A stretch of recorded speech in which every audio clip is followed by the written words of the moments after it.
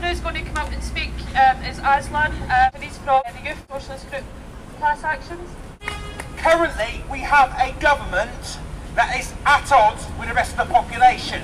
It is full of white, middle-class millionaires who suck up to the bankers. Now, growing up in the early noughties, we got given all this garbage about individual responsibility, but it's irresponsible that the bankers get a bailout. It's irresponsible that young people have to pay for the mess-ups of a few investment bankers. And you know what? And it's absolutely disgusting that they can cut the services when we have done absolutely nothing for ourselves. I do not want my generation to be the lost generation. I think we need to actively resist the cuts. If every Labour council in the whole of Britain copied the example of Liverpool in the 1980s and actively refused to implement these cuts, we will not be the lost generation. Liverpool and Lambeth set an example, so Labour councils around Britain, it's time for you to follow. So whose side are you on? Are you on the side of the people? Do you represent the working class, or are you Labour and Cameron? So please, Labour councillors, copy Liverpool and Lambeth and show true courage. A people with truth, a city review, a city stood up because of that group.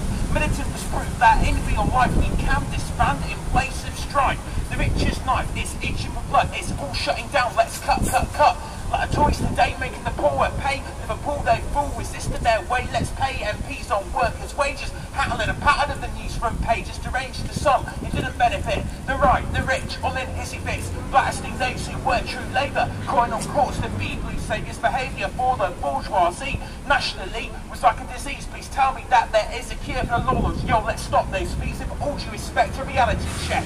Mackie has been but don't interact. Our lives, what's next? Let's resurrect the past. Let's act fast to save the working class. Why crime over crime in neo-10s about a time from the 80s, way back when. Comprehend class crime extends, so the struggles to make troubles are far from an end. My friend, my foe, the people that show the budget, you'll stop it and those in control as a whole, attacking tax to the poll. Masses not masters, achieve class goals. Believe me, society's far from equal to seen varieties of mass evil, conceived by schemes of seedy people. Militant stream, these are sequel.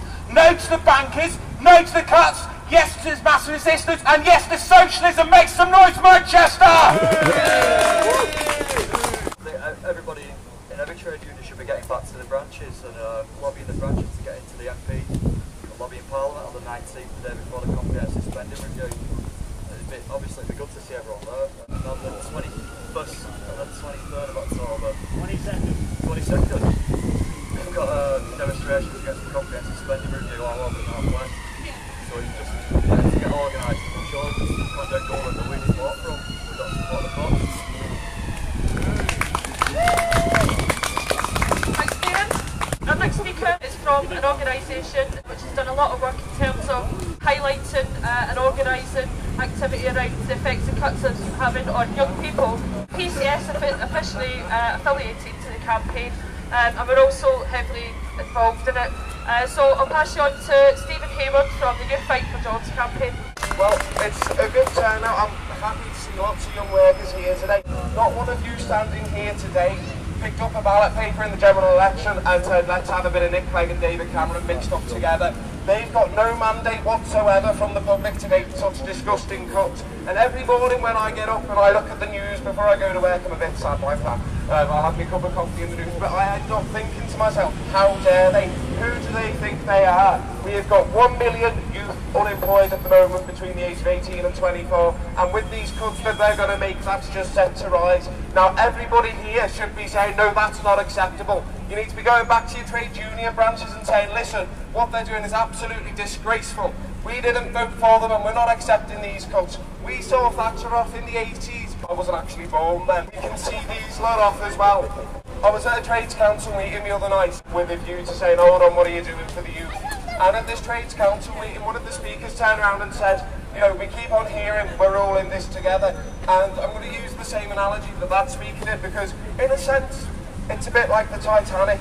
We're all in the same boats, but these rich people, once that iceberg hit, those rich people got into those lifeboats first. It was the working class, those that was in steerage, the staff, the people that ran that boat, they ended up sinking with that ship. The only difference is The captain of that ship went down with it. David Cameron's not going to go down. These 18 millionaires in the Cabinet Office, they're not going to go down with it. It's us that's affected. The government were absolutely shameful in taking away the Future Jobs Fund. It was a flawed programme, but it was a job creation scheme, and with some work that could have been made a lot better. We need more job creation schemes. You've got 15,000 people in the DWP at the moment on a fixed term contract. They're going to be losing their jobs. The work is still there. There are still people unemployed. People will always be unemployed under this government. We need to turn around to them and we need to say, hold on, not one penny off my pay, not one job lost. And it's up to us as youth to take this movement forward, because no disrespect to anybody that's getting on a bit,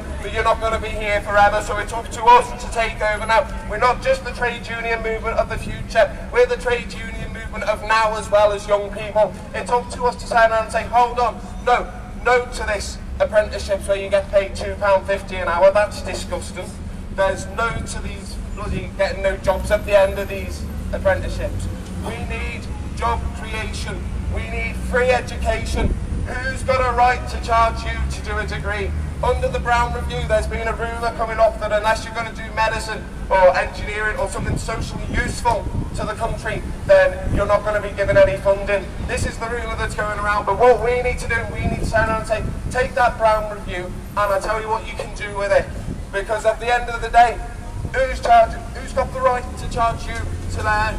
Nobody has. When we were on the Lib Dem protest last week in Liverpool, we were there saying, no ifs, no buts, no public sector cuts, because for every few hundred jobs that go in the public sector, that's going to take away jobs from the private sector as well.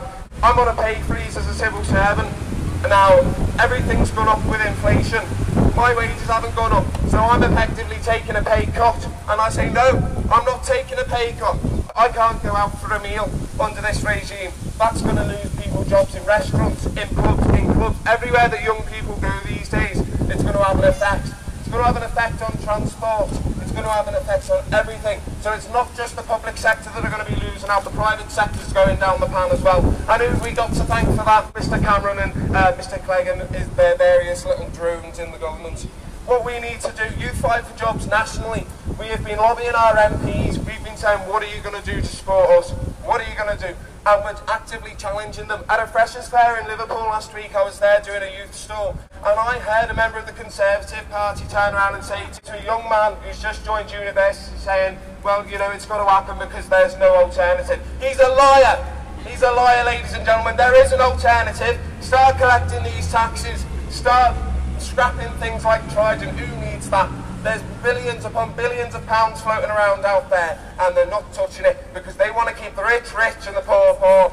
We need to lobby our MPs. We need to get actively involved in our trades councils, our trade unions. Every trade union branch needs to affiliate to Youth Fight for Jobs. It's time for us to stand up and say, no, Mr Cameron, we're not having it. Get out. It's our future, and you're not going to wreck it. Thank you very much.